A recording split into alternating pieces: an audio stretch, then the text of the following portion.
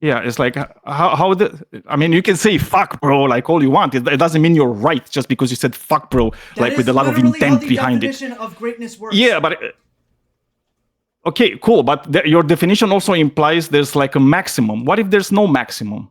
There has to be. Having agency over your body means that you may cause harm to something else in the process of securing your situation. Then that is a risk we are all willing to take as a society. Yeah. Well, I don't think that being pro-choice necessarily commits you to saying that bodily autonomy in all cases must allow you to kill people or whatever, because abortion is its own particular case. I don't know why we have to pretend that being pro-choice commits you to other things. I mean, they're different scenarios. We should take things on a case-by-case basis. Abortion and pregnancy is a very unique scenario. The pro-choice stance is that if we grant rights to a fetus, it's the same rights as anybody else in society, and nobody is allowed to occupy somebody else's body. So like from that basic standpoint, if we can't agree on that, then I don't even know why we can continue the more nuanced conversation about like when it's more equitable for the woman to try and carry the baby to term versus not. But from a basic standpoint, even if I gright the clump of cells, the same rights as every other human, no human is allowed to occupy the body of another human. Full stop. Like, I have a question. That's true. What is the argument? You said two things. Body is a clump of cells and no one is allowed to occupy another person's body. What is the argument? Yeah, like I can't just go and insert my, yeah, like I can't just go and put myself in your body, right? And without you saying go ahead and do it. And continuing to consent to it. It's not a one-time thing. Which is, yeah, pregnancy is a natural process. You don't get consent for pregnancy. I'm not really sure why that matters. Excuse me? Why does the fact that it's natural matter? That seems a bit bizarre. I mean, cancer is also natural, but we like to remove that from our body. No, we're not talking about cancer, but he's arguing for the concept of consent. A fetus can't even give consent. But that's irrelevant. No, he's saying. Let's say that we say fetuses are the exact. So I just want to point out to anybody who's watching right now. So here, I'll actually maximize my thing. So these people cannot provide a situation that is equally identical to the fetus being developed, right? And so what I mean by this is, as a fetus is developing, it's not actually causing any harm. There's no moral agent being considered besides the woman.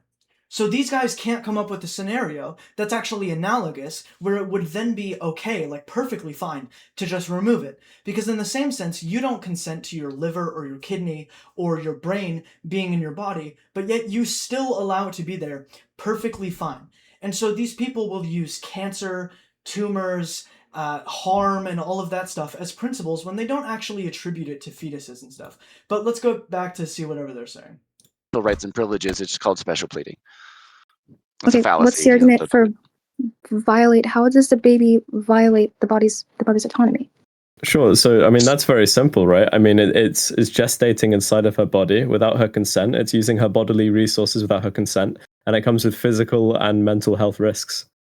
So you're comparing it to a parasite? Well, I mean, if a parasite is an invasion of bodily autonomy, then a fetus also is, because they functionally operate in very similar ways. It's not a parasite, to be clear. No, but in terms of the bodily, callous to say that. Yeah, like, it's obviously not a parasite, but functionally speaking, you have something growing in your body that is using your body for resources with health risks. It is a bodily autonomy violation. Correct. It's a symbiotic. The fetus is in a symbiotic parasitic relationship with the woman's body. The fetus without the woman's body will die, right? So as such, the fetus does have a parasitic relationship with the woman's body. It's pretty simple. No, a parasitic relationship occurs between two different species. That's just incorrect. That's fine, but you have to accept the fact that even if no one's calling it a parasite. I'm not saying it's a parasite. You shouldn't argue Probably smart. No one is calling it a parasite. I'm not saying it's a parasite. It's a callous and fucked up thing to say. We don't call it a parasite. Yeah. I don't know any serious debater on the pro-choice. We don't call it a parasite. That is insanely rude. Okay. No serious people call it. Real quick. I'm saying it has a relationship similar to a parasite. So that's true. Yeah, but that's true though. That's a true statement. Yeah, describe a parasite. It's not my fault if that's true. You're going to use a lot of the same words. Yeah, hold on. It's like- I acknowledge it's not a parasite for the reasons that you said, but that just because something isn't a parasite, that doesn't mean it can't act like one. It's okay. It's like, You yeah. disagree I mean, with it's like hearing someone yell and then they're saying they're not angry. You can't piss on my leg and say it's not raining. Well, wait, what contradiction did I make? I explicitly said it's not a parasite, but it does act similar to a parasite. Is that a controversial statement?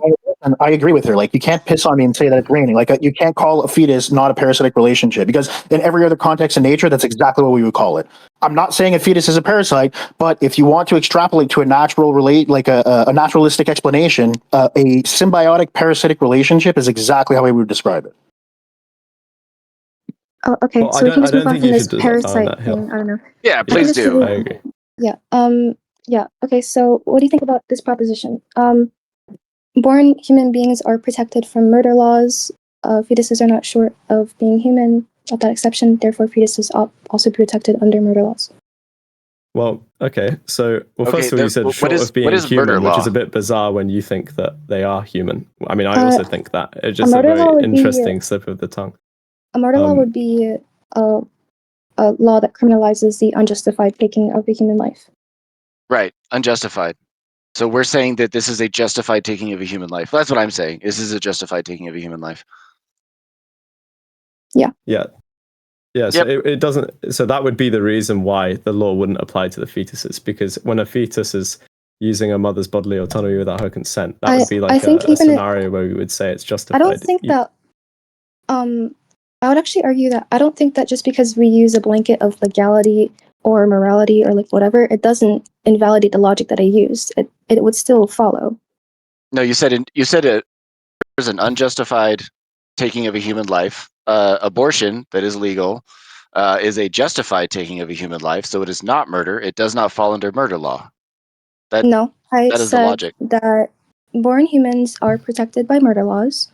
Fetuses are not short of that exception of being human. Therefore, fetuses ought also be protected under murder laws. Yeah, and there's a problem with that argument because they are short of it in the sense that it's when you look at the morally relevant scenario, you have a bodily autonomy violation, right? Which is what makes it so different. It would be like saying, like, you know, like a human, like an adult male, is, you know, should be worthy of moral protection. We shouldn't be allowed to kill them.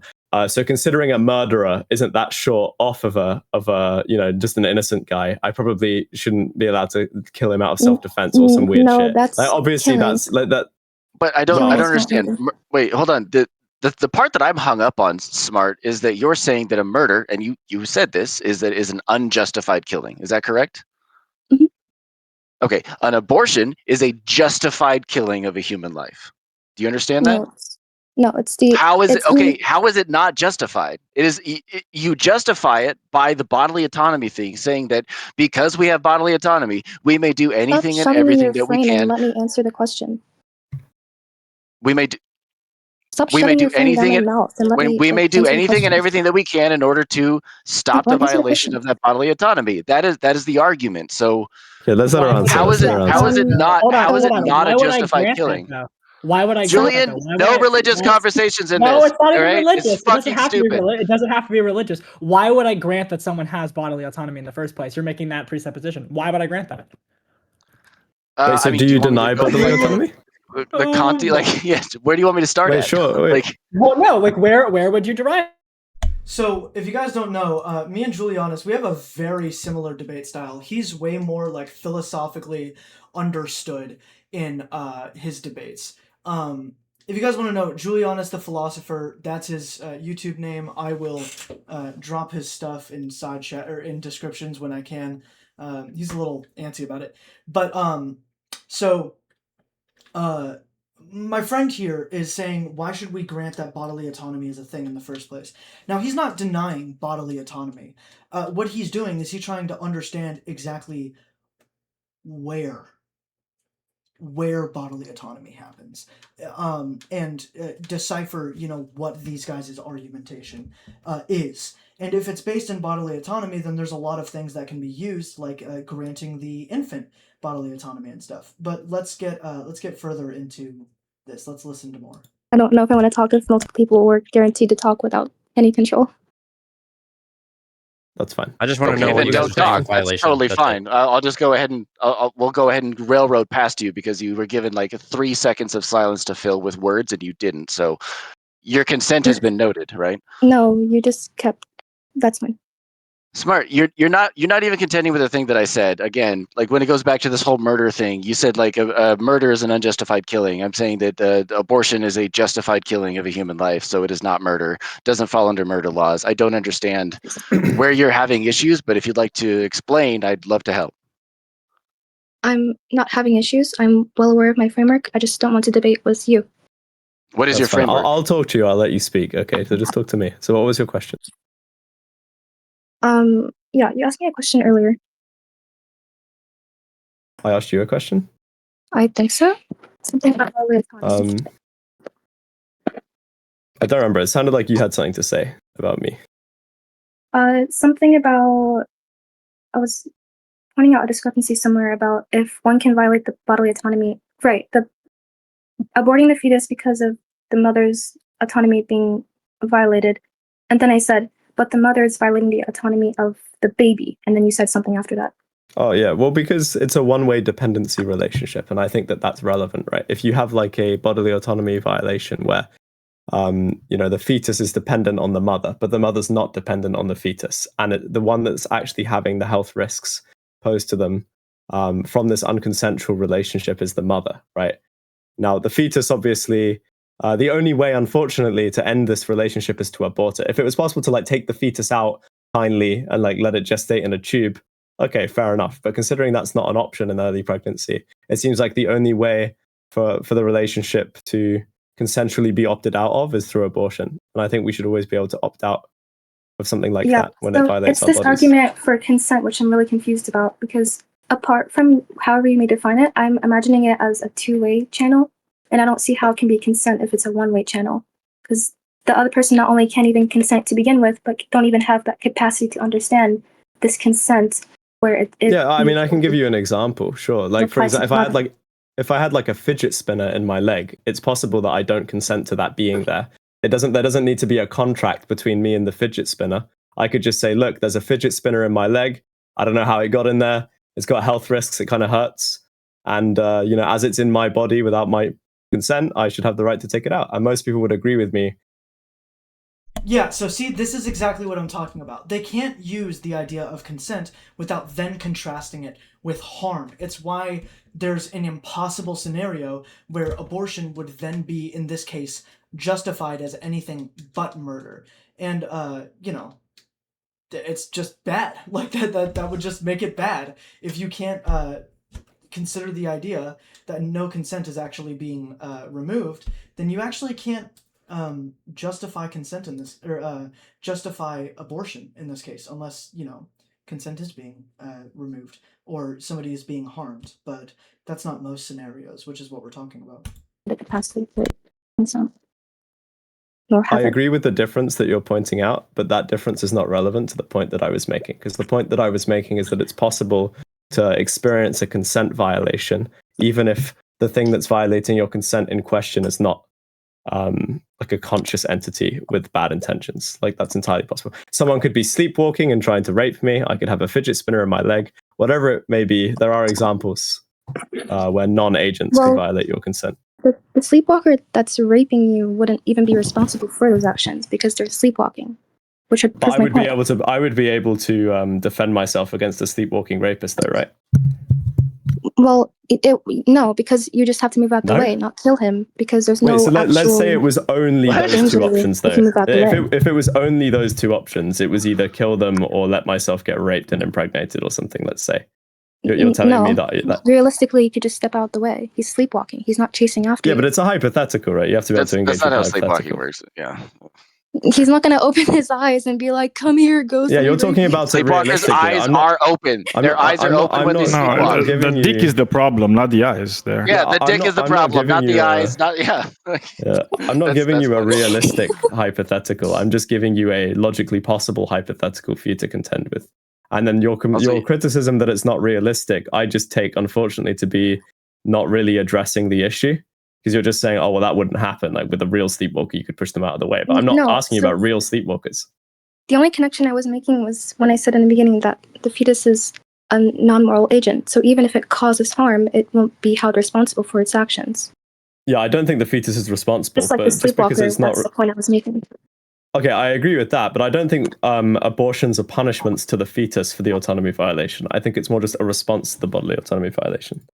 That's the In thing the same- I keep trying to understand is like I think that people think that there's like some transgression that is worthy of punish, and that's absolutely not what anyone is saying, right? You get that? Yeah. It's not like Yeah. someone is doing something wrong; they are stopping a thing that is happening to them, right? No, that's just a different way of saying we're killing them. We're just going to make it sound nice. You're still killing No, them. Yeah, it's literally talking you are about. killing them, but this- the question is that justified? That's the whole But point this of is the why debate. you're confused, and why this not is gonna why you went back sugarcoat to it. the murder thing, Smart. Well, This no, is it why you're seems confused and like- went back to the murder thing. I This think is why. I think what's more important is that after I gave you that response, you then intentionally changed the semantics, and then you're talking about a whole new framework. No, I didn't change the semantics, Smart. You're still stuck on this whole thing where it's like. Then why did you change like, the word? you're- Respond to what I said in You accordance to changed the word original about what is definition. justified versus what No, is you not changed justified. it You made the from- framework. No, that's not accurate at all. Okay, you know that there's no punishment happening with the ending of this life, right? You get that? Yes, that's an abortion. Okay. And does that make it unjustified? Yeah, I mean the definition How of does it abortion make it actually, unjustified? You said Yeah, yes. the definition of abortion actually proves the definition of murder. It's the intentional termination of a pregnancy. So if you No, just it is intend the to do it, murder is the would unjustified match up with termination the- of a human life. Exactly. Unjustified, right? So stopping Stop. a violation Stop. of your consent Stop. is Stop. the justification for the ending of the life. Do you understand that? Stop shoving your frame down my throat and let me talk for a second. Learn to adopt someone else's frame so that you can understand the argument, because I just don't think you understand. No, because you're listening to be understood and not understand. I'm having okay, weird meta. Do you understand what I said, right? This is not a punishment, but it is still a justified termination of the human life. It is still a justified ending of life. You get that, right? And I'm telling you why that is wrong. Okay. Please tell me why it's wrong. Yeah. So the definition of an abortion is how I interpret it. Actually, I'd say with confidence. The definition of murder, which an abortion would be the intentional termination of a pregnancy. So if you just intend to interrupt No, okay, I'm going just a second, improbably. On justification. Abortion is just the termination of a pregnancy, because abortions can happen naturally, right? Like every time you have like a spontaneous abortion, that's how they're called, right? It's like a miscarriage. A miscarriage is also an abortion. Let's just try not to dog. Oh no, I was just talking about like the definition. That's why. Because if you're smuggling in the injustice into your definition, then yeah, you're no, totally. not going to be Right. sorry. That's the part that's in question. But let's probably finish our points, because in fairness, there are like 50 pro-choices in the chat right now. Yeah. So I think we should just let her make her point, and then I wouldn't mind responding if I can. Yeah. I would just like to hear the definition of murder here, because I have the definition of abortion. She said Now an I want to know the unjustified definition of killing, murder. right? That's what she said. That's what she said killing. first. If you'd like to change it, or if you'd like to double down, I'd really like to hear it. Please Unjustified continue. taking of a human life. Unjustified taking of a human life, right? Yeah. Unjustified taking of a human. I'm writing this down so I don't get it wrong. Okay. So intentional termination of a pregnancy is an abortion, according to you. Murder is unjustified taking of a human life. How is the intentional termination of a pregnancy? How is that unjustified? I would argue one of many points, but I can just stick to the most simpler one, which is that the definition proves the abortion, which is the intentional termination. Nope, it doesn't. Well, hold on, wait. But that wasn't your definition, though, right? Like, it's possible to intentionally kill a human life without it being murder. We've already gone over some scenarios. I can also provide some more if you like. So that definition. So that definition. Hold on, 2 seconds, Harry. Wait 2 seconds. Yeah, sorry. Go ahead. Sorry. Like there are scenarios that we agree where you can intentionally kill human lives and it not be murder. So when you say that intention is baked into the definition, that's not going to do enough legwork for you to call it murder. Oh, good point. Then I'll just stick with the unjustified taking of a human life. Okay, and now that's the part that's in question. Murder. We have to figure out what we mean by unjustified. Now, I'm not going to be pedantic about the word unjustified too much, but I'm not like a moral realist, so I don't think that moral claims are like this thing to be justified per se. But what I would describe it by unjustified, I'm assuming that for all intents and purposes, you just mean it's a wrongful killing, like it's not a morally acceptable killing, and that's the part that I'm interested in. Like, I mean, I suppose why is that?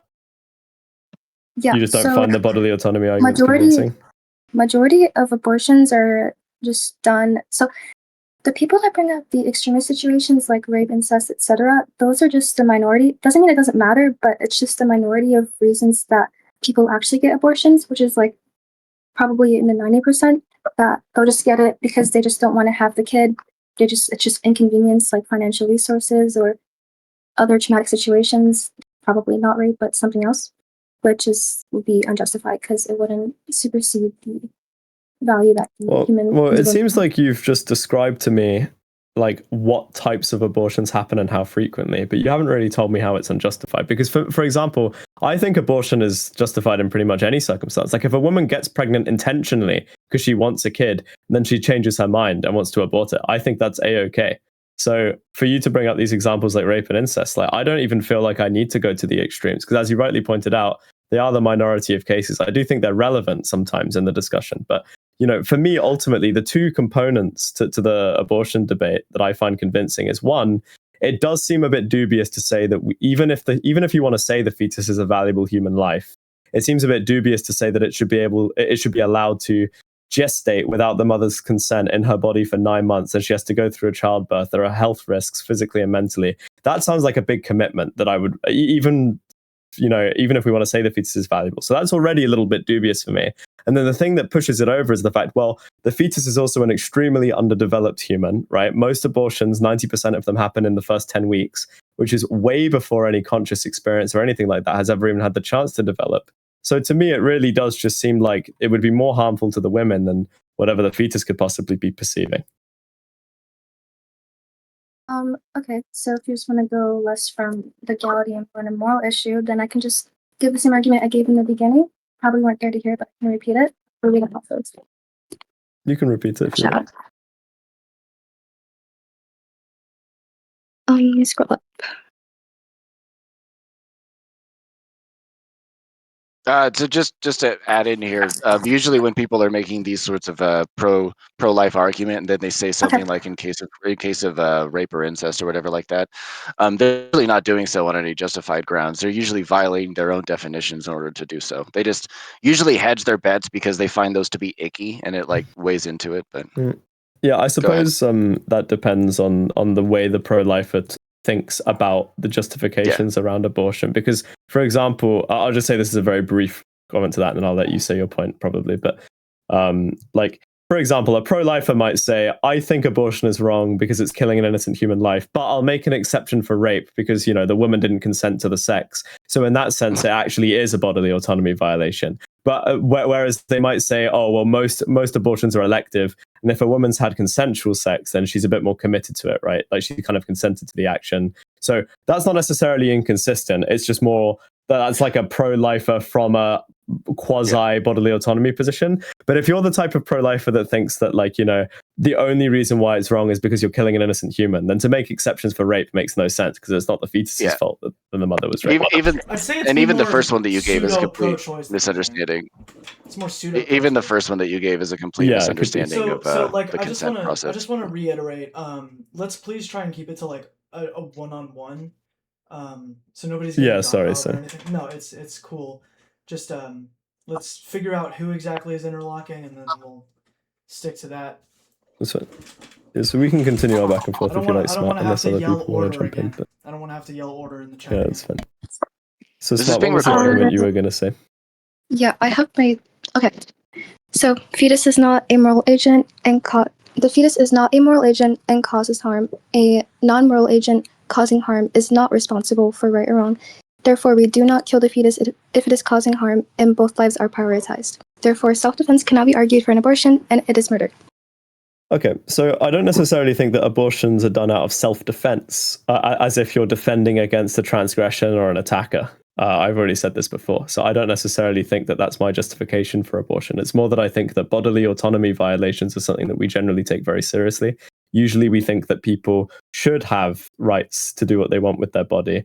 And often, in many cases, that often involves, you know, at the expense of somebody else. Now, whether or not you think abortion is one of those scenarios is part of the debate. But to be very clear, I don't think that it's... I acknowledge the fetus is not a moral agent and they're not guilty and they shouldn't be punished and it's not a transgression. It's more that it's like in the same way that the fidget spinner is not a transgressor in my leg, I should still be able to take a fidget spinner out of my leg, right? Just as like a starting point. The fidget spinner is a foreign object. Well, I don't know why that's really relevant. Because the fidget is an inanimate object. We're talking about living humans. Yeah, I understand that, but I still don't see what the important difference is. Like, I know the descriptive difference, but I'm not sure what the relevant difference is for the point that I'm making, right? I'm saying that there are scenarios where we would use bodily autonomy to say that even if there is no one transgressing on me, that I should still be able to exercise my bodily autonomy and have consent over my body.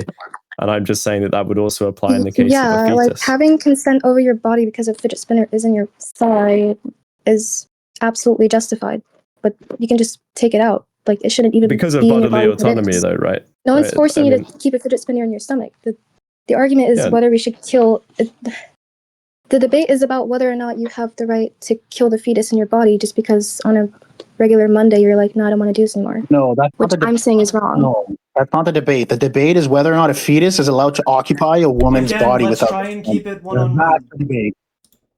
Yeah, again, like, but he just exactly said, like, Ghost just responded to this, right? We've responded to it twice now, and you still seem to be under the impression that there's like some sort of punishment happening, and it's not. And I just found what you wrote, and I'm reading it again.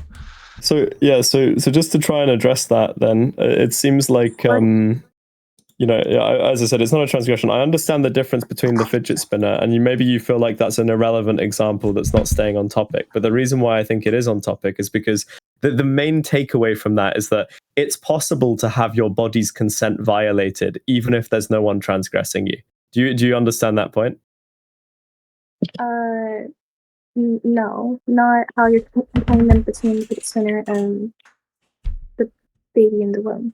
So do you not see, like, for example, I would consider cancer like a violation of your bodily autonomy, right? Like, cancer is not a transgression, right? Cancer is not like a moral agent. It's just like, you know, fucking cells dividing badly and killing you or whatever. So it's not a moral agent, but it's still a type of bodily autonomy violation, right? It's something happening within your body without your consent that comes with obviously very bad health risks in the case of cancer.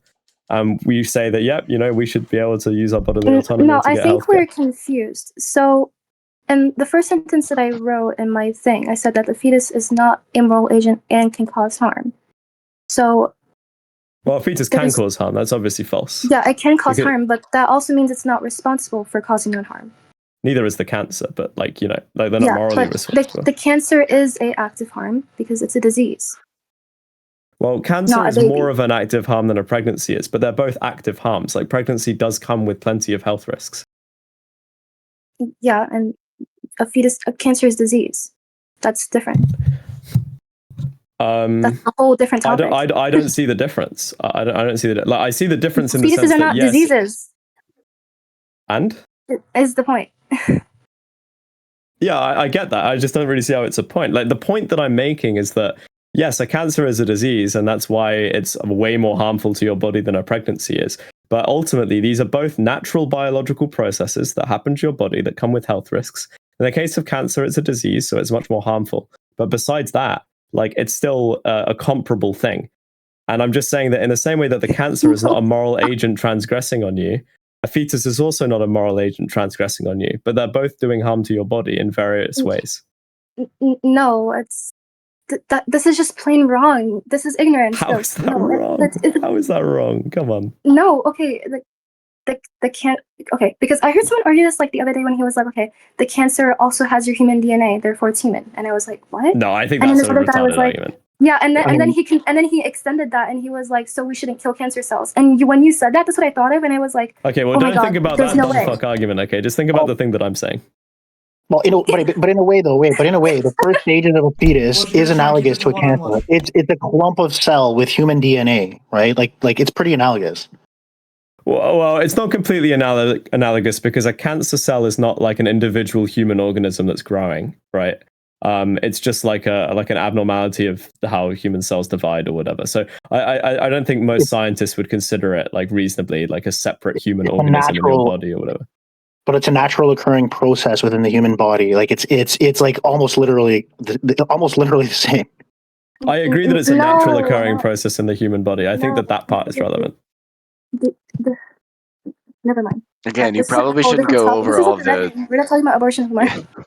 There's like a lot of nuance, and I'm firm about this, and I did so with Rez. I cannot go down to nuance until Smart actually understands the very base of the argument, and it seems like Smart keeps missing it. Let's like hammer down on this point, right? All as I'm simply saying is that it is possible to have your autonomy violated by non-moral agents, and you do agree with that because you think that cancer is an example of that. And unless you want to argue right now that cancer is a moral agent, then I think that you obviously agree with that statement. Now, that doesn't commit you to like losing the argument or whatever. I'm just saying that can we at least agree on that non-controversial statement? No, because that's literally a red herring because we're not even talking about cancer. You're comparing apples and oranges. Well, we are talking about cancer because I brought it up.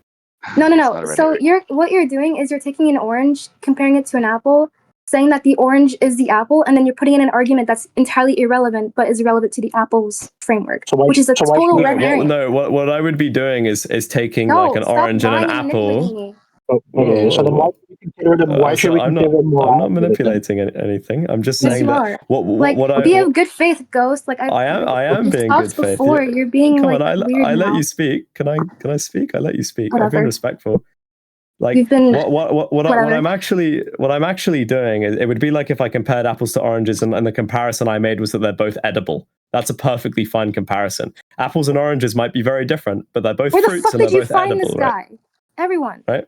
Smart, you are getting upset and you are missing I've been very respectful. I don't really know why you're crashing out. I can't lie. I'm not mad.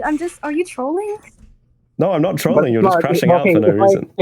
Goes, if I may, like, why does like the moral agent matter? Like, why does morality even matter in this equation? Like truthfully. What? Abortion is a moral debate. Yeah, no, you're saying like the fetus in and of itself. Like, why does the morality of the fetus matter in the conversation? That's what I want to get down to. Yeah, why does the fetus need to be a moral agent? That seems irrelevant. Yeah. No, it's not a moral agent. Yeah, I know that, but that's not a problem for my position. So I use the cancer thing as an example, which I understand you're very upset about because it's like a comparison which isn't exactly the same, which I know is very upset. But yeah, no, like just as a quick thing, right? Like you're frustrated because I'm making these comparisons, you're saying it's different. But it's like, yeah, I understand that apples and oranges are different, but again, I could say that they're both fruit, right? I can say they're both food, they're both edible. So you can compare apples to oranges. That's possible depending on what you're controlling for. And I'm saying that, like, you know, a fetus and cancer are very different, but do you at least agree they're both natural biological processes? Can we at least agree on that? Is a cancer a natural biological process in the human? Yes. Well, then that will depend on how you define natural process. Yeah, occurring in nature, not by human or artificial influence. Huh? It occurs in nature without human or artificial influence. Cancer has increased rates by artificial and modern practices. So it would be really, really, really, really rare increased rates. So you could argue that it would be an unnatural process in the human, therefore not a natural process within the human. Wait, so you don't think that cancer exists in the natural world without the human intervention? Oh my God, holy straw man. No, I said you could argue it's an unnatural process in the human body. Oh my God. Okay. So based on the definition you gave me, okay, sure. So yeah, sure. So even if it's the case that humans have accelerated the rates of cancer, it doesn't change the fact that there's still a base rate of cancer that exists in nature. I don't know why you felt the need to bring that up as if that was relevant. Okay, wait. Restate your definition of natural occurrence. Maybe we're just confused. I'm gonna write it down. Yeah, something that occurs in nature, independent of artificial intervention. Independent of artificial intervention. Okay, yeah. So obviously cancer rates, just hear me out. Obviously cancer rates are high because in the artificial, like modern world, we have all these processed foods going to be high. So you could argue it's a natural occurrence if it just happens. But if we go way back in time, we don't have this stuff. So it'd be very, very low, like the cancer rates. So But you they could would still argue it's exist, an though, unnatural right? occurrence based on that definition. Which, if I could argue The that, rates then of cancer then are I could in unnatural.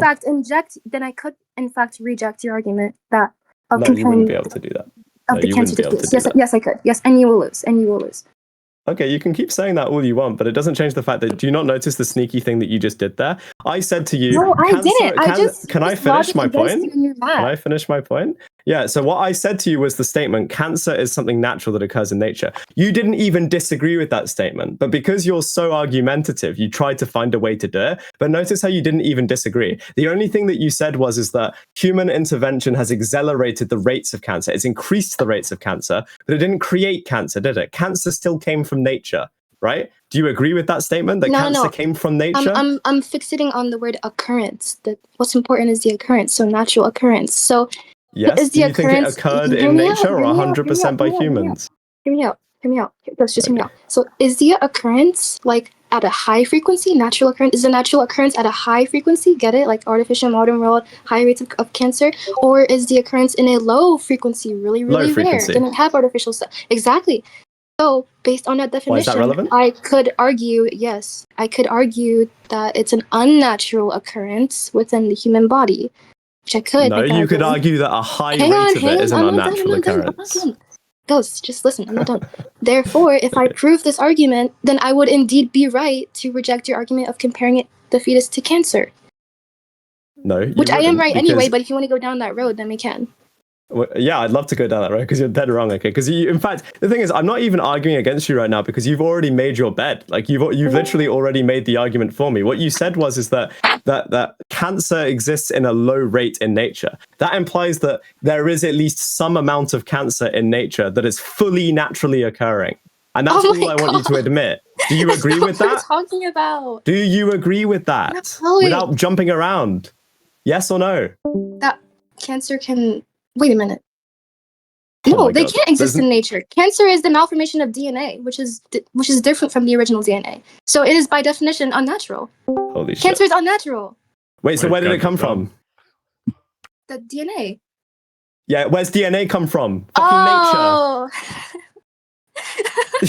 nature. There's no way you think this is a smart point. Wait, a human? Wait, oh, well, actually then, hey, guess what? You know what else comes from DNA?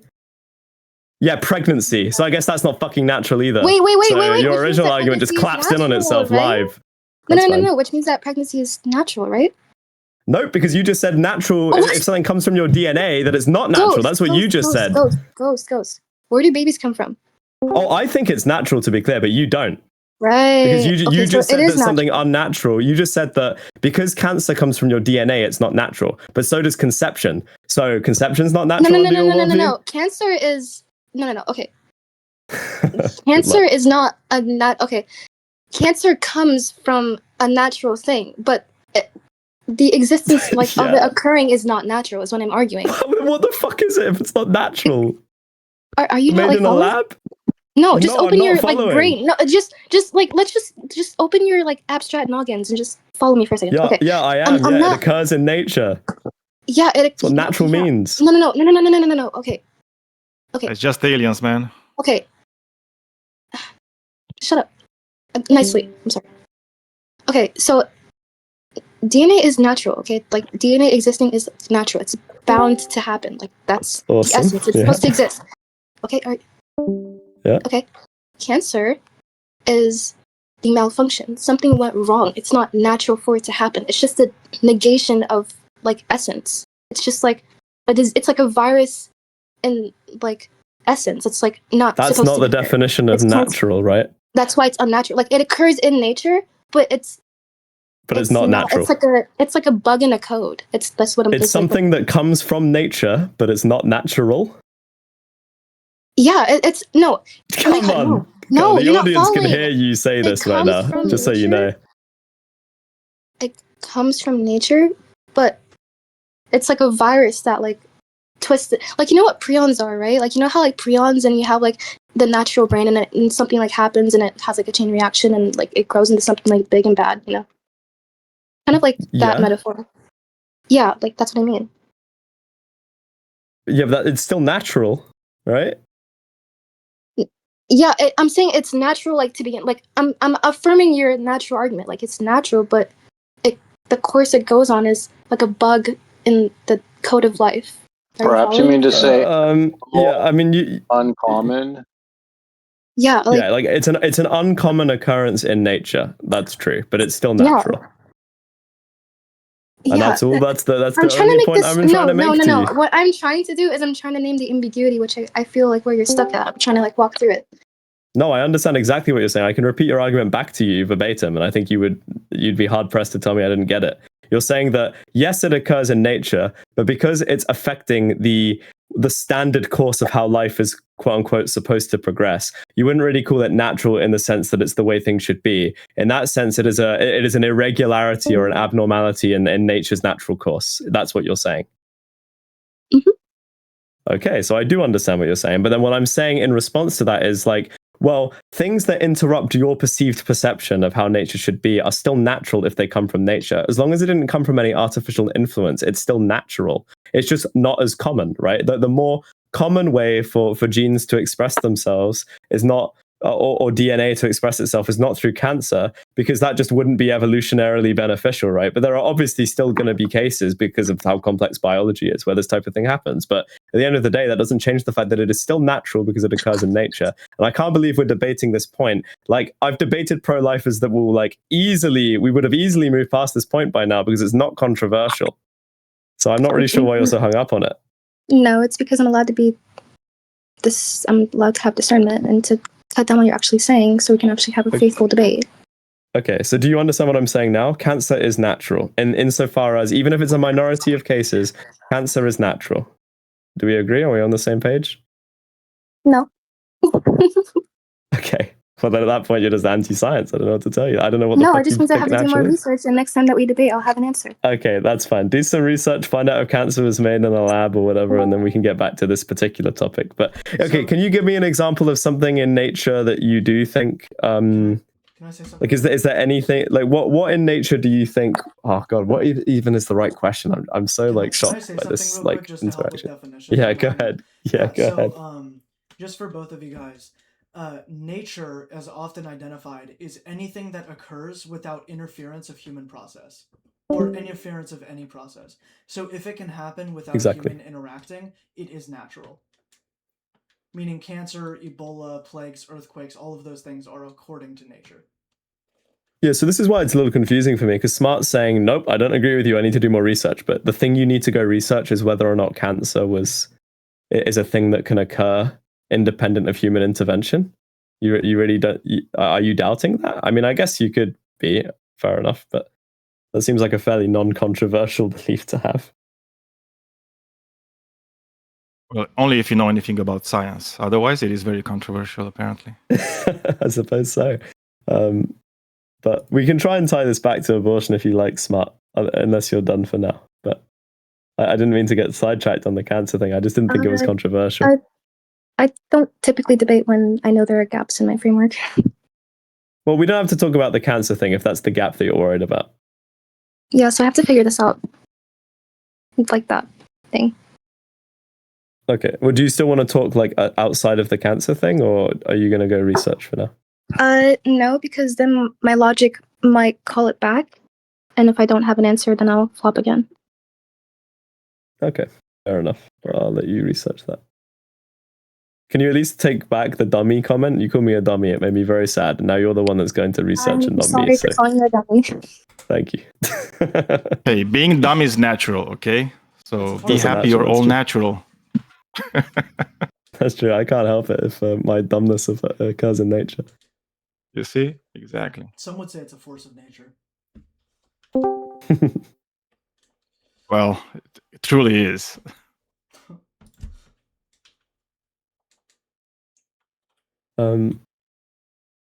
Any other pro-lifers want to chat? Or I mean, some other people can talk if they want to take the pro-choice place. I don't want to hog the chat, but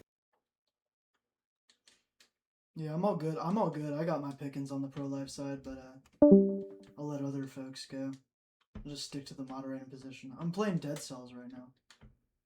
Should I stream this Oh yeah, shit? that's fair. Why not? Yeah, I'll stream this shit. It's been so long since I played that game. Holy moly. Yeah. Let me make sure both my OBS and my... Yeah, let's fucking go. Hell yeah. We're in the cool-down phase of the debates. I always like this part where crazy shit gets said.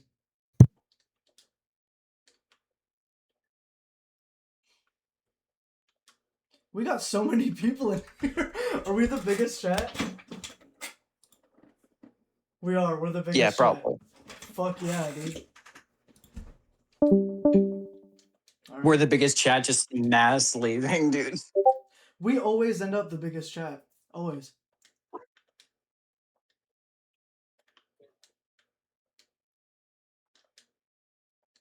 What was her name? Improbably Smart? Yeah, I'm probably That smart. was a very apt name because she wasn't. That's a little rude. Yeah, it is. Might be rude. Doesn't mean it's false. She lost her way. She definitely lost her way in the argument, unfortunately. Well, I think it's like Yeah. when your like position ends up being it's like cancer is not something that occurs in nature, so it's not natural. Then it's like don't know what to tell you, man. Oh, did she I think leave? she's definitely too submissive in debates, and that's a huge weakness. She's like submissive, but like passive aggressive in a way that's kind of strange for someone Yeah. that's denying like very obvious Shut things. up, dummy. Yeah, I don't know. She was like, "We can go down this route if you want, and you'll lose." And then I ask her 3 questions, and she's like, "I need to go research the gaps in my knowledge." I'm like, "Okay, well, I guess I got fucking owned. I guess." I I mean, don't know. it's fair. It's fair. She doesn't. She didn't knowingly engage with that specific part of the argumentation. I feel like she could have moved back towards wherever she was skilled on it. Demon outfit.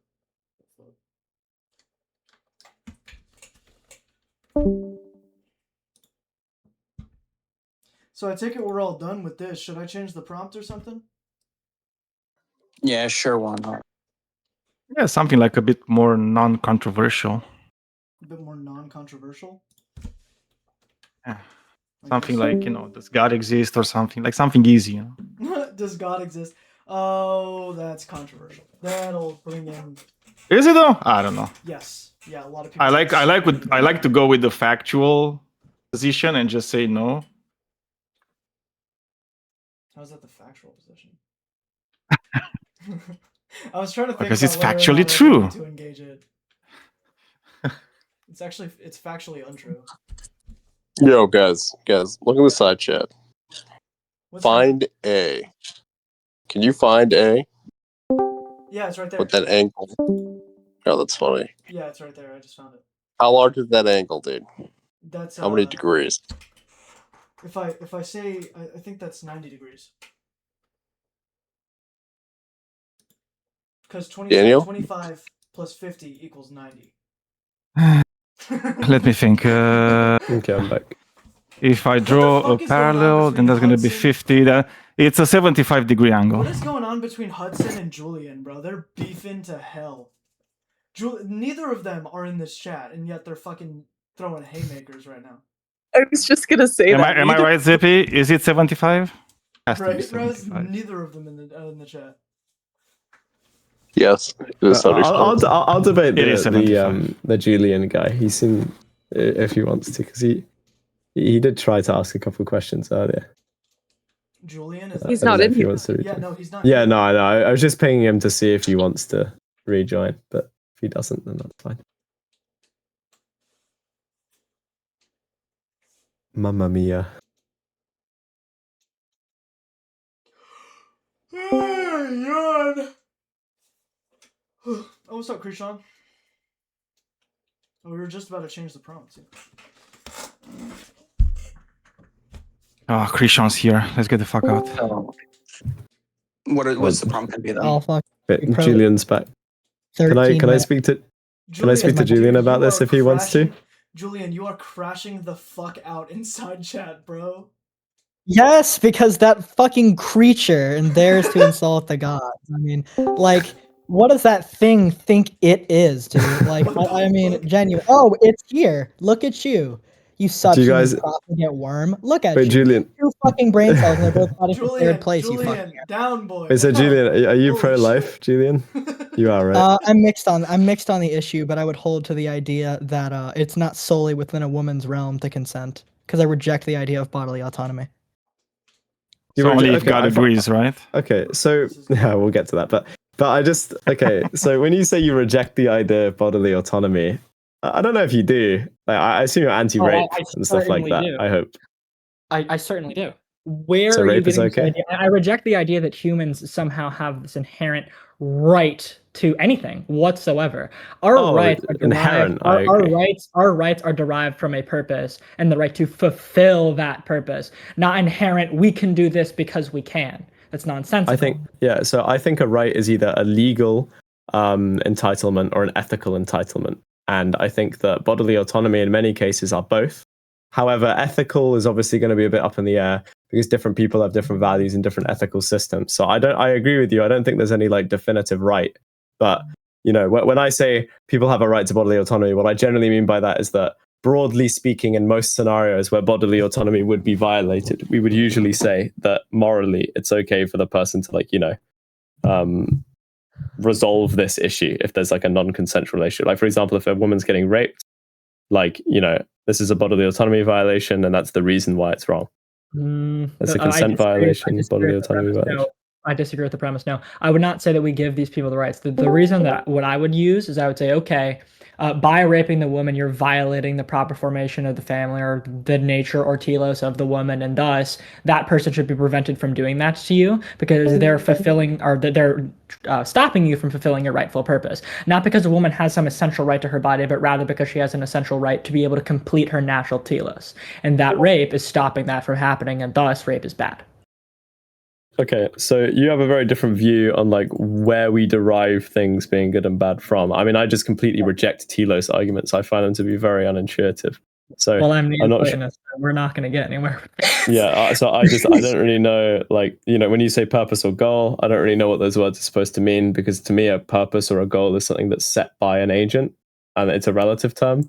So well, when you say it's the goal, it's like whose goal? Well, I don't think it has to be a conscious agent. I just think that something has to emerge from a specific set of properties to fill a subset or to fulfill something. It has a reason to exist, right? And I would simply posit that all of that exists. I know, I enjoy listening to Julian debate, but I just want to say we have 20 people in this chat right now. We're the biggest chat in this server, and I know it's because of me, you guys. I'm so fucking happy. So you can extrapolate this to any very, very specific little thing, but it starts with the idea that we are referential to the one, and that is from where we derive our telos.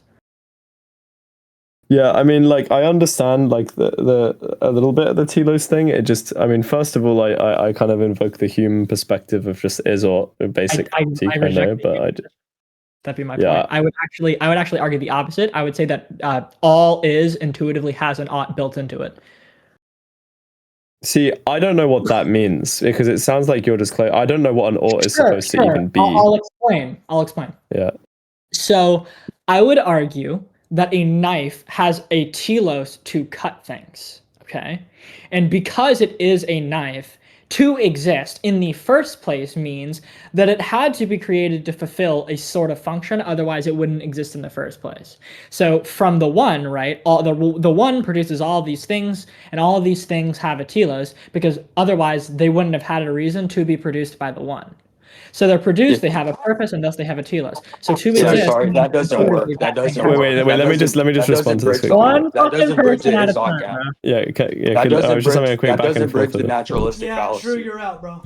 Sorry, man. Can I just, real quick, so, like, the issue I have with that, I mean, it seems a little bit dubious to me. I mean, you know, when we look at telos of, like, a knife, it's like, well, that telos is just something that's widely agreed upon by agents. I'm not really sure if it would have a telos otherwise. It seems like there are other things that occur in nature that are similarly as sharp and as capable of cutting things as a knife, but we wouldn't say that those things have the telos. I would cutting. disagree. So it seems like the telos is decided by the disagree. people rather than like the nature or problem the is that I baked would into the disagree object with that itself. completely. One, I would say that the humanity agreeing on a telos is fucking irrelevant because humans can be wrong. One, two, I would actually say that yes, a purpose of a rock that is shaped like a knife actually does have the telos of cutting. That's where we would disagree. Okay, so yes, because so it is. But hold on, let me complete the point. Because sorry. things get their telos from the forms they participate in. A very, very sharp rock formed like a knife is participating in the form knife, just to an inadequate degree compared to how well we can produce a knife that participates within the form knife. Every time people explain telos to me, though, it just sounds like you're saying that there is a function that something can perform, which just sounds like a descriptive statement. I mean, like, sure, like a knife can cut things effectively, and that's what it was made for by humans to do. So maybe we would say it has the telos to cut, or like as you said, even in a sharp rock, you'd say it has the telos to cut things. But like that, what you mean by that is just that it's sharp, and sharp things have the ability to cut things, so it has that telos because it has the ability. The ability shows us that it has been produced for that ought. That's what I'm saying. You have to tie this back to the one. Remember, see, that's the part I don't understand. I said everything only exists because the one is producing it as a reaction to whatever. Right? So the knife or the sharp rock was produced, it has a sharp quality, but the question I'm asking is why does it have the sharp quality? And my argument would be because it has a sharp quality, it was produced to have that sharp quality to fulfill that function because it's participating. By who? That's what I'm saying. Wait, so it has to participate in the function or it just has... it participates in the form. Do you know forms and particulars? A little bit, but okay, so it's the form, not the function. The form is, I wouldn't say, I see what you're saying there. I would say that the form is the perfect version of the thing, whatever it may be. And then everything, all the particulars that participate within that thing, participate within the perfect function to varying degrees. So for example, a human knife... flower. Like a perfect flower. I think this is the example people use. Perfect flower, that's fine. So there's hypothetically a perfect flower that's just the perfect flower. It is like it's eternal, everlasting, and it's just like the perfect version of a flower. And all the flowers that exist are lesser versions of that. And that's where they get their telos as being a flower, doing whatever the fuck flowers do. Like pollen, I don't know, man. But you get the idea. Yeah, so that makes sense to me in a sense. But I still see no way to get oughts from this. But I can at least see. I mean, I can see why an agent might ascribe an ought, but it still just collapses into subjectivity, in my opinion. So that's my problem. Well, it's built into the one framework. The reason it collapses into subjectivity for you is because you aren't at the high level of the thing.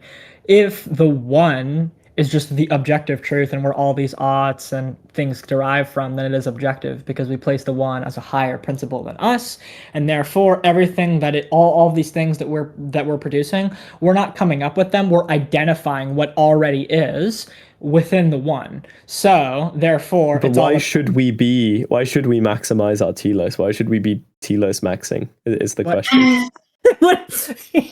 Well, I guess that would devolve down to like the whole like, well, we're supposed to produce our function in the one, why the one, and then it would just why be are we supposed to produce our function? It would be the axiomatic, it would be the axiomatic brute fact. All of this stuff, because it all comes back to one. I hold to the idea that you have three things. I forgot, he's some Roman dude, and he's like, okay, it's either an infinite regression, it's circular, or there's just one brute fact. There's the Munchausen trilemma. I just hold to the brute fact that we ought to fulfill our telos relationally to the one. The problem I have with that, with trying to back off onto brute facts, like on a type of foundationalism, is that it seems like you can do that if you want, I guess. But to me, it seems a little bit pointless and a bit like lacking of explanatory factor, because it seems like my worldview doesn't even need to rely on the brute fact of oughts, because I could just say there aren't any. And that seems much more parsimonious than having to rely on an extra foundationalist view on this property of oughts that's built into descriptions instead of just saying there are just descriptions. I disagree because you're creating a worldview in which you also have to, at the very end of the day, have a presupposition. Every single philosophical presupposition which claims to know something has to have a precept. I guarantee you, if I questioned you long enough, we would arrive at one thing you simply assert or assume. I am just. I agree, but that doesn't justify everything, great. right? So, hold on, great. So we both have one presupposition from which we build everything else off of, so we're at the same level. Yeah, but if I build my foundation, but if I say that like you're gay and like that's my foundationalist presupposition, you're gonna tell me I'm fucking dumb, right? Like, you're gonna say, well, okay. No, because I would argue that the presupposition should, of course, be built on probability or rationality and intuitiveness. So I could say, well, how reasonable is this presupposition? Because of course you can't prove it beyond a shadow of a doubt. That's why it's a presupposition. But I would say, okay, well, it's intuitive to do this, and then I would make a bunch of different arguments as to why I should hold to this presupposition, rather than just asserting that it is because it is. And I can totally, I can reasonably produce to you why we should hold to the presupposition if that's what you're asking, but I don't think that's going to get us anywhere. Well, that's the only part that's really interesting to me, because it seems like, right, for like a foundationalist view, you're just kind of saying that, like, look, if we don't accept some foundational fact or some brute starting point, then we're going to digress into an infinite regress or something, and that's the incentive. And the intuition on having a foundationalist point. But that doesn't necessarily make every single fact about the universe, as we just said, a presuppositionalist starting point. We need to discuss what that starting point is and how the absurdity gets reduced. And what I'm saying is that it seems like my worldview is more parsimonious, because I could just say, as I said, I could just say that everything that exists is just merely a descriptive fact. That could be something that I hold to foundationally. That doesn't seem to cause any problems or go counter to my intuitions. Ghost, it does, though. Here's the issue. You are presupposing that what you observe actually is in the first place. That's my point. You are holding to the presupposition that you ought to trust your senses. I'm not saying I ought to trust my senses. Well, then why do you? Well, that doesn't have to be because of an ought. I Yes, don't understand why that would have to be an ought. Conversation. No. Because you are saying, oh, we can observe blah, blah, blah, blah, blah. I'm saying every single philosophical observation reduces down to a presupposition. And yes, of course, is essential to the conversation. You saying, well, what I see is 100% reduces down to the presupposition of you trusting your senses. So I trust my senses, and you're saying, why should I trust my senses? And I didn't say I should trust my senses. I just said I do. Yeah, I'm making a descriptive fact. I do trust my senses because things seem to be the case. There's no should there. Because they seem to be the case. So intuition, they seem to be the case as your argument. And I would just produce the same thing for why I believe the universe produces the one. Because I believe that it's intuitive, that is the natural conclusion of all of which I observe. So what you're observing is like oughts? Because I'm not observing it. So I have a hard time believing that you have completely different observations in the natural world than I do. I would make no, because your worldview is completely distorted by modernism and novelty. No. It's got nothing to do with any of that. It's more that it's just every time I try and ask people what a moral norm is, it just seems very ill-formed, and I can't make any sense of it. I've never observed a norm in reality. I observe them all the time. I don't know. What do you mean? I genuinely don't know what it is. I thought a moral norm is supposed to be motivational and prescriptive. What does that even mean, man? Exactly, I don't know. That's why I just throw the whole idea out. You're referential, of course. Like, what you're supposed to feel, and you understand that there are people who have very cognitively different understandings of what is and what. Oh, it's 6 o'clock. I got to call my boyfriend in a second, but we'll wrap this up. So again, humans are going to reasonably find certain things disproportionately motivating to what they ought to do. For me, right, my relationship with the gods certainly encourages a pious lifestyle for me, but that may not be the same for someone else in my very family. That doesn't mean the ought doesn't exist. It means that humans respond differently to the oughts. Can you just define the ought for me? Like this word ought. Define the ought, that's something you're supposed to do. Supposed to be is this all ought means. So yeah, like I don't really know what I'm not being pedantic when I say this. I genuinely don't know what that means. Like the only time I've ever experienced or used the word supposed to, it seems like what's being said is that like there is a function that something has that's been prescribed, and in order to fulfill that function, something would have to happen. And the would have to there is the conditional way of saying should, and that's what ought comes from. I'll make it very simple for you. It is a should claim in reference to something's potentiality. It's a very, very simple way of putting it. That's fine, but I don't know what the should means. The knife's potential is to cut. It should cut. That's its telos. Very simple. So is it wrong if if there's like a knife in my drawer for 10 years? Am I doing something wrong? And you don't cut it in a way, yeah, because it's not fulfilling its telos. I just find this hopelessly unintuitive. But no, I'll explain why. Because if all knives cut, all tools worked, and all humans worked perfectly in accordance with their nature, things would get done much faster than if they didn't. I suppose that would be a tough thing to demonstrate. Anyway, look, I got a call. My boyfriend. Why those things are good is still a difficult By the way, question, but yeah, that's fine. I'll let you. Of course, it comes back to the original presupposition that I believe fulfillment of one's potentiality is innately good. That's my point. If I have the potential, though, gosh, I don't know. Sorry, I know you need to go call your boyfriend, but I know my boyfriend. I guess it's just like if there was hypothetically a type of human, like there was like a rare genetic condition where it's quite literally baked into the condition that these people have a drive to rape. It's like in their telos. Well, I would be saying that. Hold on, wait, Ghost. I would reject that a human would ever have that telos, and I'll explain why. Remember how I said at the very beginning that all that exists because of the one's response to what is? I would just say that the one would never have a reason to produce a human of that nature, and thus that human would never exist. Therefore, I reject the hypothetical because I'm just saying hypothetically. Can you understand the mind of the one to make this proclaim? Can you understand the mind of the one? The one is. Yeah, can you? It's not. I don't know what the one is. Where do you get it from? No dogpiling. The one. We understand. Sorry. But we understand the one by negation. We can understand what it is not, and we can understand what its inherent necessary qualities are supposed to be. And if the hypothetical goes against either A, the negation, or B, those essential qualities, I can reasonably wave it away and say, well, that's not going to be the case. And if a human's purpose was inherently to rape, I would just posit that it would go against one of those multiple of those properties, actually, one of which, the easiest of which to purport, would be the formation of complex structures and order. And I would say, okay, well, this is so you would be okay with rape as long as it's for other animals, for example, right? Because it's like there's other animals where like rape is kind of in their nature. No, I was trying to give you like an analogy. You're missing the point. Did you not hear what I just said? I said that it's counterintuitive. I heard what you said. Did you hear what I said? It's counterintuitive to producing order, so I don't have to answer your question because it's irrelevant. Oh, you don't have to because you don't want to. Okay. No, I don't. I mean, that's a great cop out. It's fine. Don't worry. No, it doesn't exist in my paradigm. Why would I have to answer a question that doesn't exist in my paradigm?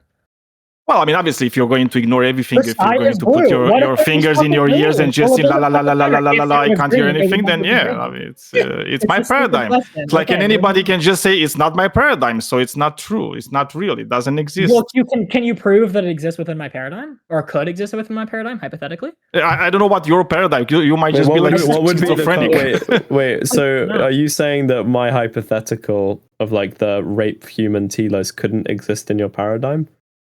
I'm sorry, go ahead. I was reading the side chat. Are you saying that my hypothetical of like a human that has the telos to rape people couldn't exist in your paradigm? Right. Correct. So what would be the contradiction in your paradigm? Because all teloses are essential to the one's nature. Or not, okay, no, word that wrong. Let me rephrase. Yeah. Oh, shit. All right. They are... Dude, even you're confused by your no, hold on. Let me. I'm trying to think of a way to phrase this. The all teloses that exist are derivative of the one's nature. There we go. Okay, and I'll explain why. Okay. So all the teloses that exist are reactionary to what the one produces in what it has to produce, or what it does produce, or what it needs to produce. So I would simply posit that because it is the one's nature to be orderly, rape is disorderly. Something could never have the telos to rape because that would be disorderly, and thus the one would never produce such a telos. When you say the one, is that your way of saying God? We don't really call it God like that because I'm a polytheist. We believe in multiple gods, but the one is the first principle. If you want to go back to Aristotelian metaphysics, it's like the first principle. Like a maximum. Gotcha. So I suppose like Yeah, that's the part that I'm a little bit confused about, because it seems possible to me logically to just say, yeah, there could be such a human, or maybe if you don't want to say human, there could be like an alien species out there that's very similar to humans. Let's imagine like Spock from Star Trek or something, and it's literally baked into this species DNA to like rape people. Like it is quite literally a part of their telos. No. You misunderstand. I don't think you understand. I think that okay. I'll explain it this way. I don't think that something having the genetic composition to do X means that that's inherently its telos, and I'll explain why that is the case too. Because I believe that things generally derive towards a telos, but can insufficiently react to that telos because of something we call scarcity or decay. Evil and all of these terrible things in the universe exist because of this property of decay, a negation of the good and what is supposed to be. And I would say that if there's a species that intuitively is like designed, just like built to rape, I would say that you should look into ducks, man. Fucked up. Hold, dude, shush. I would say that species severely fucked up in its approach to the telos, and there's a lot of scarcity on that species. It has simply failed its proper fulfillment, right? I wouldn't say that that's intuitively what it's supposed to do. I would just say that scarcity has severely distorted what its original purpose was to be. Okay, so I guess the final question is like, how do you figure out something's telos? Is it just something that you find out from your polytheistic gods? This is a really big. Okay, it's like through theurgy and all this other shit. That's like an hour-long conversation on its own. Okay, that's fine. Mostly about feelings. If you have to go, we don't have to talk about that now. But that would be like a big question for you. If we meet again, I'm totally willing to hold on. Oh, dude, what if the one was against gay relationships? You would be in deep. Well, then deep I waters. just wouldn't be gay. Very simple. Yeah, can you imagine? Damn, so if ducks are raping, they're raping because that's what they have to do, right? It's like it's crazy. It's like you say it's fine for one thing because you are something, but not on another because you. It makes no sense. I'll engage you for a second. Great essence that decides what rules are made up of the universe. Then yes, you would then not be gay. You'd almost be obligated to. Yeah, but so the same thing like goes for rape, right? It's like if you like there's some ducks who like just rape, right? Because it's literally almost part of their reproduction, right? Greatness, bro. That defies maximal greatness. Well, I don't know how you define greatness. I don't think it's a term that you could define. I mean, you might define it the same way as this other guy did with the one, where he says, "Can I just finish my point? Can I finish my point? Because I didn't do that to you."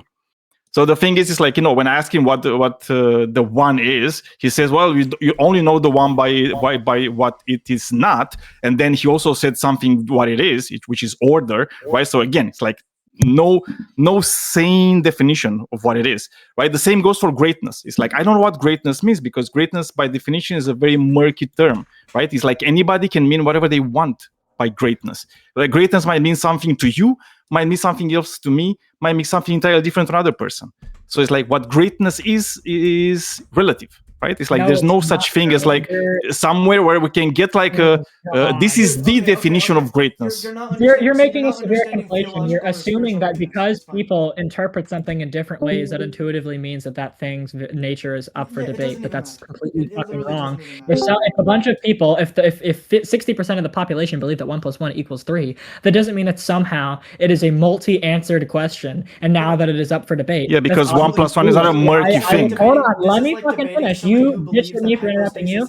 Don't interrupt me. I would just posit that the truth to greatness is simply a fact, and it simply exists as a form, as does everything else. I don't believe in subjectivity at all. I don't think subjectivity exists. That's you. It's like just because you don't believe it doesn't mean it doesn't exist. What he's saying is what you are saying is irrelevant. Your definition of how we define greatness in its definition of the essence of the one, or what I would call God, is totally irrelevant to the existence of this thing, and therefore how he allows it to define his own rules. Your definition is totally irrelevant. Because it doesn't match how. No, but it's like the thing is like you're saying my definition is relevant. It's not. It's like I didn't even define what greatness is. What I'm saying is like you're making the claim that your definition of greatness is somehow objective, which it isn't. This is what I'm trying to tell you. Works, bro. It's not, but greatness it's not objective because it's our claim. It's objective because it is, and we are observing. No, but it's not objective. This is what I'm saying, that It's it's not objective, absolutely and you have to objective. demonstrate that it is objective, and you can't. I can demonstrate that 1 + 1 is 2 Dano, I can't objectively. kick You out for can't do the being same thing interrupting, about. so I'm not, I'm gonna jump into. How do you define greatness? Greatness, I don't know. It depends on what you're talking Then why about. It's are like I you don't think there's telling like a us- fixed definition Then of, why are you because what telling I'm us telling you is anything like that you're has talking any about. weight on our I mean, definition? I literally said it. Maybe you're not paying attention. What I'm saying is that you use the word greatness, right? And the word greatness is an extremely subjective word, right? So It's like what? it can mean like a lot of things depending So on the fucking context. what? So what? Who cares? Yeah, if there's it's no like objective or an subjective? objective greatness that can be applied in all circumstances. That's what I'm saying. Buddy, objective greatness in retrospect to essence or something existing has one definition. A single one. What is that one definition? The capacity to perform an action at maximal output. That is the definition of greatness. Fuck, bro. Yeah, it's like I mean, you can say fuck, bro, like all you want. It doesn't mean you're right just because you said fuck, bro, That like is with a lot of literally how intent the behind it. definition of greatness works. Yeah, but okay, cool. But your definition also implies there's like a maximum. What if there's no maximum? There has to be. there must What be. do you mean there has to be? Can you demonstrate that, like from philosophy, Necessarily. that there has to Yes, be a yes, I can. maximum? Necessarily, if something exists Yeah? at a single point, then there must also be something above that. The only options are that it continues into infinity and something contains that Yeah. quality of infinity, or that there is a ceiling, and that would both of those circumstances contain maximal greatness. Why are we getting into the semantics of maximal greatness? Why does it even matter, bro? Yeah, because it's like that's where you kind of started from. It's like Dude, when you're a saying there's moderator, like and I can't the regulate this cool. because of the way you talk, like how much you talk, bro. I mean, you talk more than I did. Again, The same Bro, for where- the other guy. The fuck is wrong with you people? No, I don't. oh, can we lock the fuck in again? If greatness is a fact, it is simply a thing that exists. If I'll make it very fucking simple for you to understand. If greatness is a fucking box, okay, and the box is sitting on the foot of my bed, it just exists, regardless of whether the fuck you think it's there or not. It just is, okay? And if I say, okay, well, greatness is simply a thing that exists independently of mind, it is, by definition, fucking objective. No You matter can how say, you well, define it doesn't. That's fine. That's what's up for debate. But from within our own paradigm, trying to say that it's somehow subjective is obviously fucking retarded. Well, I mean, for example, I could say it's like, what is the greatest field? And you're gonna say, well, the greatest field is the one that is 20 kilometers square, right? And then I say, no, because I can make a bigger one. And if it's bigger, it's greater, right? So I can make it 1 million square kilometers. Very simple. But if space is infinite, there's no greatest field, The right? perfect field would be eternal. And I said greatest, not the goal, perfect. if the goal of a field, right, is to span as much ground as possible, if I'm accepting that as the purpose of field, the perfect field would be simply infinite and eternal. Yeah, but infinite is not a number. There doesn't need to That be. doesn't matter. Bro, this is a misunderstanding of ontology. Like, Julian is correct. Julian is correct. However, you cannot apply greatness to material predicates. That's not how that works. This is like actually high formal ontology. Of course you can. We do it all the time. No, you can't, bro. Not in the perspective. No, people of say how that was the real greatest it is. meal ever. And they say that, and they mean it when they say it. We're Like, using what? We're using great as two very different definitions. I mean, you just said that greatness only means one thing. You literally said it like 2 minutes ago. Okay, Bro, why? my Why did I say is that? not here. Where did he go? He crashed out. Why did I say that, Daniel? Yeah, because I told you there's no fixed definition for greatness. It's a very ambiguous and subjective term. Okay. In what context did I say greatness only means one thing? Well, you didn't say in this one context greatness means one thing. We were just talking about greatness as a definition. Yeah, are you like You know you're being dishonest right here. That's why you're not answering. No, I'm literally not being dishonest. You're being a bit of a snowflake. No, I'm not being a snowflake. Dude. So Yeah, you're kind of Daniel, you're constantly misconstruing bullshit. You absolutely so are. Here, Like, here, let's for keep everybody, it real for all the lay people who don't understand, greatness in this specific case, and when we're talking about ontology, is the capacity to exist at maximum. You can't apply that to material predicates, material things. Which is why Daniel here doesn't Didn't you just say that knives have teloses? No, that's me. That's Oh, me. sorry, I got confused. Also, Sorry. I can- Okay, I So was you're so saying the lost. capacity- My bad, my bad. Hold on, wait though. That's my the bad. capacity to exist at maximum. That's what you said. I can even clarify that too. I can hold to his position perfectly while maintaining that knives have teloses. I would just say that they participate within that telos imperfectly, as I've said 5 fucking times by now. Again, the perfect knife wouldn't be limited by material. It would be it'd have an infinite ability to cut. But when you limit things to material, because material is inherently limiting, they take on a more specific shape or form because they're limited. But technically, if something is a form, it's not limited by shape. That's the point. Material is a form in limited. It's particular. Like, come on, man. Read the Symposium. Read the Republic. Plato talks about this. Fucking Thomas Aquinas, bro. Like this is all like. Really Yeah, simple I don't care about Aquinas. I can tell. That's There's no reason for me to care about him. Again, it's like if something doesn't make sense, it doesn't make sense. It's like your definition of greatness in that thing is like it also doesn't make sense. Fuck all of you people. I'm out of here. Boyfriend is here. I'll see you, Julian. Oh. Yeah, that's called personal Blessings, incredulity because you can't understand something, therefore it's not accurate. Because I defined it to you 3 separate ways and you didn't understand it each time.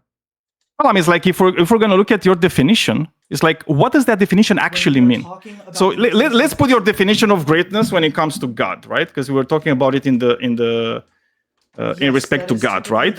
And you said the ability to exist maximally at a maximally, right? Yes, maximally, yes. Okay, please try to explain to me what the fuck does it mean to exist maximally? It's like, do you have like levels of existence? It's like, do I not exist maximally? Is there more of me that can exist? Omniscience. Oh, but you didn't say omniscience. You said to exist. I exist. Yes. Is there? Can I exist more? And what would you call How can I exist more? Brother, holy shit, dude. What would you call it? I can when you exist more. In all places. What would you call it when you exist in all places? It's still existence. Omniscience. It's like I you exist. Would call it omniscience. No, when you exist in all places, is omnipresence. Wait. You're wrong. Yeah, that's omnipresence, not omniscience, by the way. But besides the point, it's like it doesn't matter. It's like you can just say you're in all places. You still exist, right? Yes, the term exist is like to be part of reality. Maximally. I can't be more. If I'm part of reality, this is a binary choice. Holy you're either shit, part dude. of reality and you they're not exist, binary. or you're not It's part not of reality and you don't exist. Existence Of is not course it modal. is. Existence isn't modal. Dude, this is Just crazy. because you don't understand how this stuff works. No, does I not don't mean think that you it's understand, inaccurate. like, honestly. To exist maximally is to exist in all places and all possibilities, which means No, that's that not existence existence. is maximal. No, Yes, that's you exist that's in a presence. limited- you exist That- in a that's limited presence. area. Same fucking It's not thing. existence. You can only be present. No, it's where you not. are. It's Yes, not it the is. same thing. You can only be present where It's you are. not the same thing. You just can't. Hear No, me. that's not existence. That is presence. It's like Can you be can be present? omnipresent. Okay, can you be present anywhere that you don't exist? Crickets. No. Fucking crickets. Okay, No, I so said presence- no. so What the presence is fuck a do you mean byproduct. crickets, you dumb fuck? presence is I a literally told you it's byproduct. like no, and so crickets. Okay. Oh, you want to be like on a moral So high ground. presence It's is like, a oh my god, I'm looking at it from above at you. What the fuck? So Dude, presence it's so is a byproduct cringe. of You're existence, so right? cringe, So dude. presence- let's I get literally back to answered substance. you in like Let's get 2 back to seconds, and you're like, substance. crickets. Let's get back to Crickets. substance. Oh my You god, wanna it's get back to crickets. substance now? So, Yeah. Again, do you so understand the presence- difference between existence and presence? Yes, I do. So presence is the byproduct of Okay, existence, cool. is it not? Of course. Yes, okay. So we only assume that presence. Oh shit! I just clicked out of Discord. Okay. Okay. So we only. Let me give you like Let me finish my fucking sentence, bro. So we only assume that presence is a byproduct of the condition of exists. existing, which means that if you exist maximally or greatly in this case, you would be present fucking everywhere, bro. Holy shit, that's literally No, what you either omnipresence means. exist or you don't exist. Because if you're saying that's the case, if you're saying that if you exist in more place than other people, for example, somebody that's bigger than you, so like a fat guy that's like 200 pounds, 300 pounds, you're thinking that guy actually exists at a higher level than you are because he exists in more space. Even if I granted you everything that you said, Yeah, it takes nothing that's literally, away you from have to grant it. No, I don't. Because existence But you have isn't to modal. grant it. Because existence isn't modal. I don't actually have to. But even if I did, it takes nothing away from me because I can just say maximal existence implies maximal presence and therefore I'm still fucking right. Being a Obviously, you can define your things into existence. It doesn't make them right. Just defining things into existence doesn't make them right. I mean, literally said that. You literally said that right now. Holy shit, bro. I'm using the very same framework that you are operating under to provide to you the evidence that my definition still operates under ontology. Just because you don't understand it and use personal incredulity as a form of evidence doesn't make me wrong. It just makes you a fucking moron. No, I mean, it's like it just makes you like very dishonest where you're just defining shit into existence and anybody can do that. Because again, it's like by your definition, if somebody is fatter and more rotund, therefore their existence is superior than yours because they just exist in more space. So they exist at a higher level or whatever the fuck. To do with morality. They would take up a greater amount of space. I didn't say morality. I say it's a greater type of existence, right? Because if you're saying that existence is not...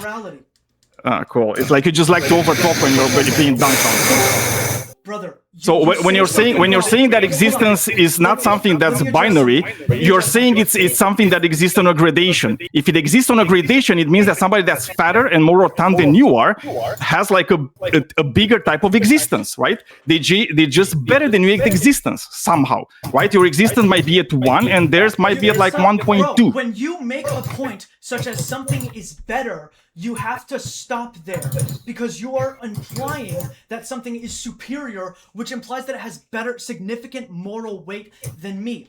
I reject that. Yeah, I wasn't talking about morality. You're scared. I don't know why you bring morality into this thing. Because superiority implies morality, bro.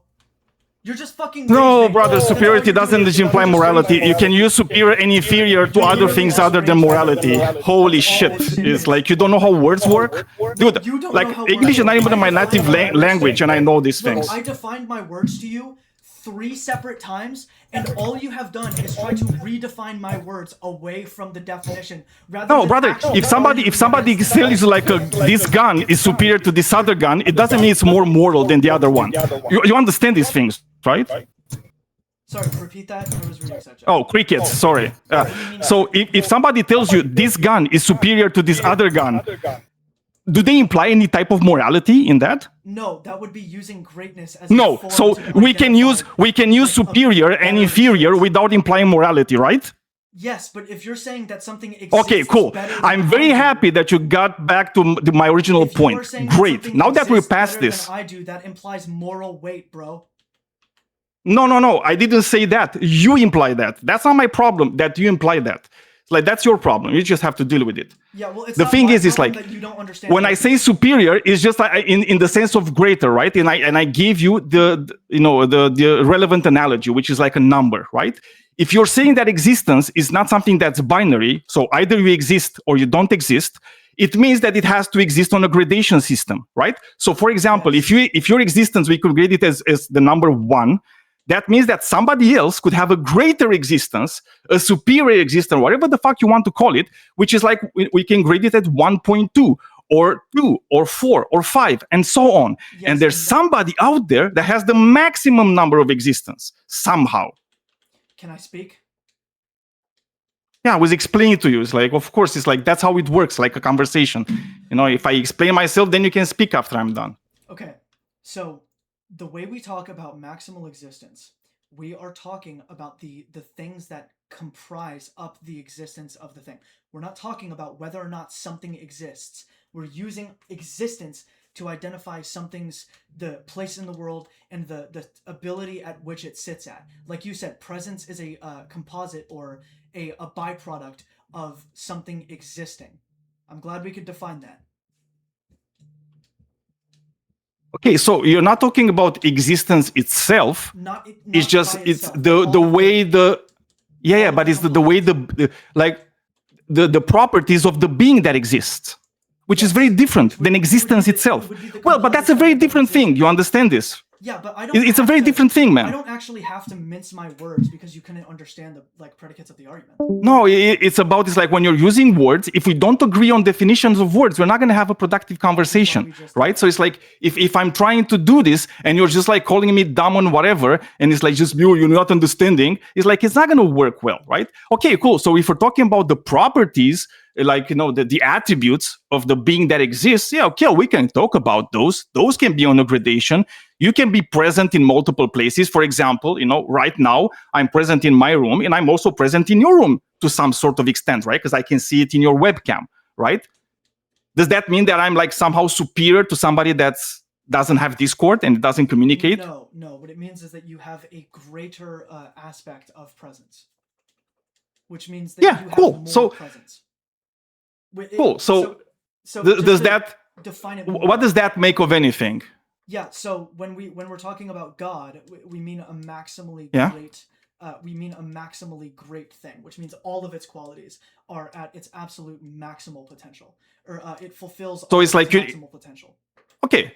So what you're saying in this situation, you're saying you're looking at this entity and you're looking at the attributes of this entity, and you're just saying, okay, all these entities' attributes are just at the maximum possible point that they can be, right? So like, for example, in terms of presence, they can be, they can be everywhere at the same time. So just to be clear, right? It would extend into infinity. So that would be... I understand it. It's fine. It's like, I understand this. If space is infinite, I'm glad we agree. They're going to be like in every point in space. I wasn't talking about that. I'm glad we... Right? It's like if they know... Yeah, I mean, it's like, so you're talking basically like you're talking about the tri-omni God, right? Basically. Yeah, that's essentially what it would be.